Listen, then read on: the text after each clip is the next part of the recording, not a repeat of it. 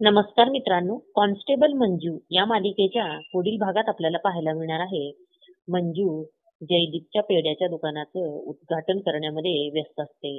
तेव्हा तात्यासाहेबाचा मंजूला फोन येतो. तात्यासाहेब मंजूला हाताला धरून नशेचा टेम्पो पाठवायचा असतो. म्हणून मग मंजूला फोनवर ते गोड गोड बोलतात. माझी लेक कशी आहे? मला माझ्या मुलीची आठवण येते. येते का मला भेटायला?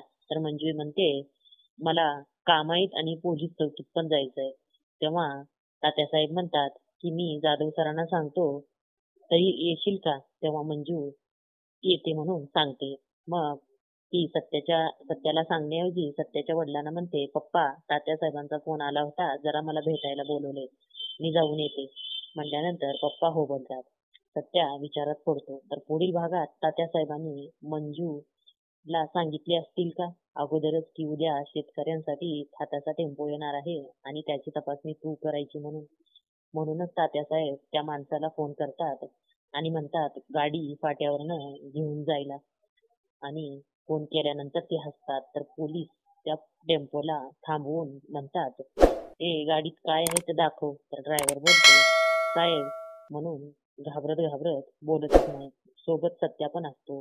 तो ड्रायव्हर बोलतो सत्याला की तुमची बायको असून सुद्धा गाडी चेक करते. तर सत्या म्हणतो, गाडी सोड, मॅडमचं तर मला बेड्या ठोकून झालंय आणि आपण काही वाईट काम करत नाही ना, मग कशाला थांबवायचं. तर मंजू रागारागाने गाडी चेक करायला जात असते. तर पुढील भागात सत्याच्या बोलण्यामुळे मंजू गाडी न चेक करता तशीच पाठवून देईल का आणि याचा फायदा तात्यासाहेबांना होईल हे नक्की. धन्यवाद.